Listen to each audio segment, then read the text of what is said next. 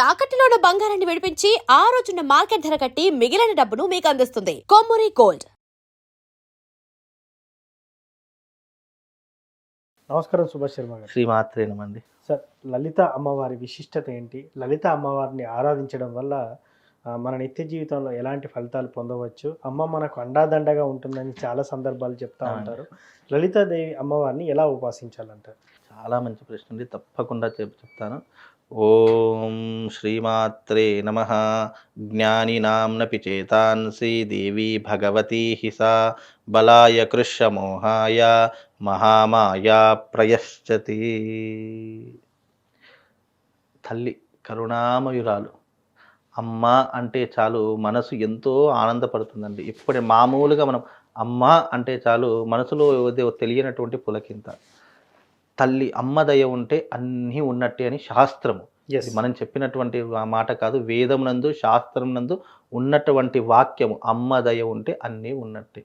యూనివర్సరీగా అమ్మ శక్తి చెప్పడానికి నా శక్తి సరిపోదు. అది ఒక యూనివర్స్కి కనెక్ట్ అయినటువంటి శక్తి. యూనివర్స్లో ఏదైనా తెలియనటువంటి అద్భుతమైనటువంటి శక్తి ఉంది.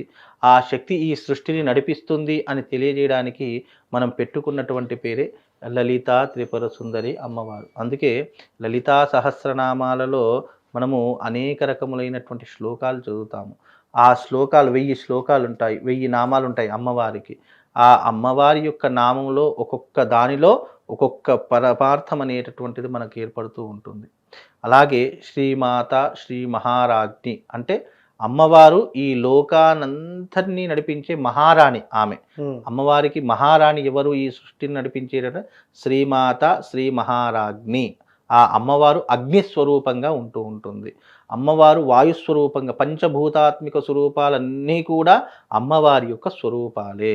అందుకే పంచమి పంచభూతేషి పంచశక్ష్యోపచారిణి అంటే ఆ అమ్మవారు పంచభూతాత్మిక తత్వంతో ఉండి, పంచమీ తిథి అంటే అమ్మవారికి చాలా ప్రీతికరమని శాస్త్రము. అంటే ఈ యొక్క సృష్టి అంతా ఆవిర్భావమైనటువంటి విధానం ఏదైనా ఉందంటే అది అమ్మవారి యొక్క సృష్టి ద్వారా ఆవిర్భావమైంది. ఉపాసన చేసేటటువంటి విధానాల్లో లలితా అమ్మవారి ఉపాసన శ్రీచక్రోపాసనతో సమానం. శ్రీచక్రోపాసన ఎవరైతే చేస్తారో అమ్మవారి యొక్క సర్వశక్తులను సిద్ధింపజేసుకునేటటువంటి గొప్పనైనటువంటి విధానము అమ్మవారి యొక్క శ్రీచక్రోపాసన. ఆ లలితా పరమేశ్వరి ఎక్కడ ఉంటుంది అని అంటే శ్రీచక్రంలో కొలువై ఉంటుంది. ఆ శ్రీచక్రం యొక్క వర్ణన గురించి మణిద్వీప వర్ణనలో చెప్తారు. మణిద్వీప వర్ణము అంటే అమ్మవారు కొలువై ఉండేటటువంటి గృహం ఏది అంటే మణిద్వీప వర్ణము అని చెప్తా ఉంటాం. ఆ మణిద్వీప వర్ణము అనేటటువంటిది అమ్మవారి యొక్క క్షేత్రము, గృహము. అలా అమ్మవారి యొక్క శ్రీచక్రార్చన ఉపాసన ఎవరైతే చేస్తారో వాళ్ళు లలితా పరమేశ్వరి అమ్మవారి యొక్క ఉపాసన చేసినట్టే. అందుకే అమ్మవారి ఉపాసన చేసేటటువంటి వారు మధుమాంసాలకు దూరంగా ఉండాలి. అలాగే మద్యానికి దూరంగా ఉండాలి. ఎప్పుడు పడితే అప్పుడు నిద్రించడం కానీ, రమించడం కానీ, లేదు మనము దుర్భాషలాడడం కానీ ఇలాంటివి చేయకూడదని కొన్ని నియమాలు అనేటివి తప్పకుండా ఉంటూ ఉంటాయి.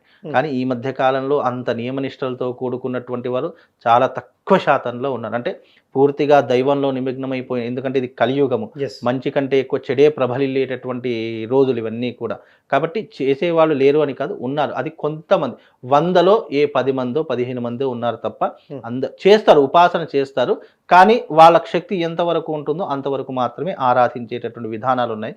పూర్తిగా అమ్మవారిలో లీనమైపోయేటటువంటి విధానాలు అతి కొద్ది మంది మాత్రం ఉన్నారు. అది వేల మీద లెక్క పెట్టేటటువంటి వాళ్ళే ఉన్నారు. అలాగే శ్రీచక్రోపాసన చేయడం వల్ల ఏం జరుగుతుంది అని అంటే ఐశ్వర్య ప్రాప్తి కలుగుతుంది.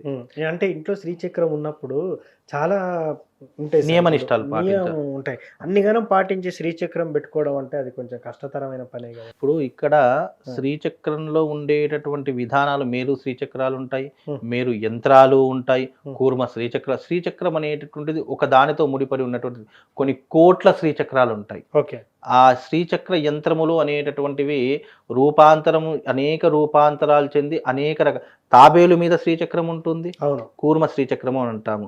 అలాగే మామూలు మేరు శ్రీచక్రం అనేటటువంటి ఉంటుంది, అది శ్రీచక్రంతో ఉంటుంది. అంటే ఇక్కడ ఆరాధించేటటువంటి విషయాలలో భిన్నత్వాలు ఉన్నాయి అనేక రకాలుగా.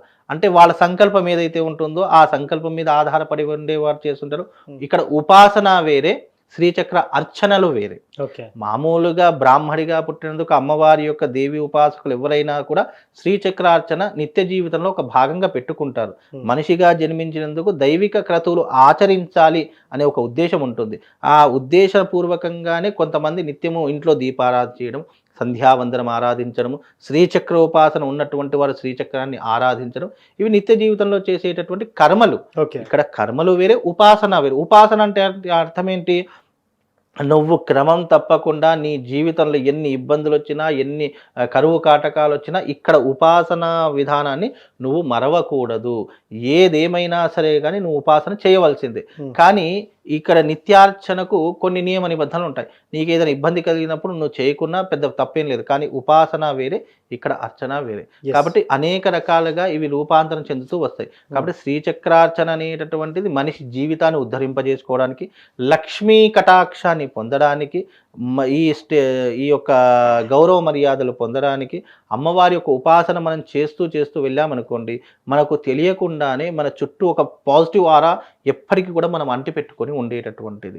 ఎందుకంటే అమ్మవారి యొక్క ఉపాసన చేస్తే చాలు. అంత ఉపాసన మీన్స్ నువ్వు రోజు దీపారాధన ఎలా చేస్తున్నావో అలాగే రోజు అమ్మవారికి కాస్త నీళ్ళతో కడిగేసి, పంచామృతంతో కడిగేసి, కాస్త గంధం బొట్టు పెట్టి, కుంకుమార్చన, లక్ష్మీ అష్టోత్తరం కానీ, లలితా అష్టోత్తరం కానీ, లలితా సహస్రనామం కానీ ఒకసారి చేశావు అనంటే నీ జీవితం తెలియకుండానే దైవికం వైపు మొత్తం మారిపోతుంది. ఇక నువ్వు చెడు చేయమన్నా చేయవు, చీమకు కూడా అపకారం చేయవు.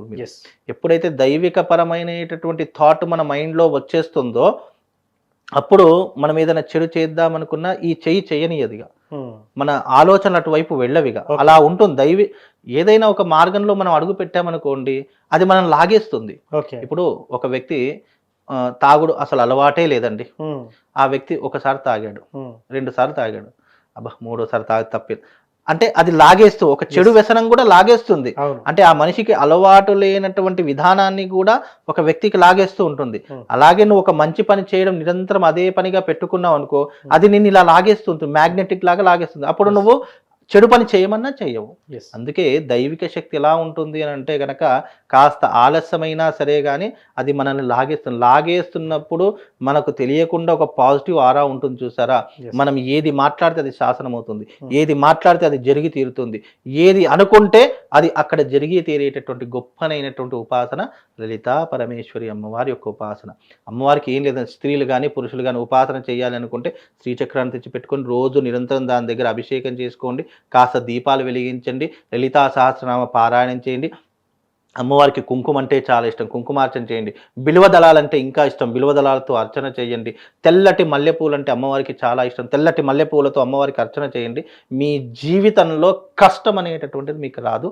మీకు ఎన్ని అప్పుల బాధలున్నా, ఎన్ని అనారోగ్య సమస్యలున్నా ఒక శ్రీచక్రం తెచ్చుకొని ఇంట్లో పూజించండి, లేదా ఒక బ్రాహ్మణి ద్వారా మీ ఇంట్లో శ్రీచక్ర అర్చన చేయించుకోండి. ఎక్కడైతే శ్రీచక్ర అర్చన జరుగుతుందో ఆ ఇంట్లో లలితా పరమేశ్వరి వచ్చి తిష్ట వేసి కూర్చుంటుందంట. అంత విశేషమైనటువంటి శ్రీచక్ర అర్చన ఇది ఒక్కటి చేసుకుంటే మీ జీవితం ధన్యమైపోతుందండి. మొత్తానికి లలితా సహస్రనామం చేసుకుంటూ శ్రీచక్ర అర్చన చేసుకుంటే జీవితం ఎలా ఉంటుంది, ఆ ఇంట్లో ఎలాంటి రాజయోగం ఉంటుందని చాలా చక్కగా చెప్పారు సార్. ధన్యవాదాలు. శ్రీమాన్.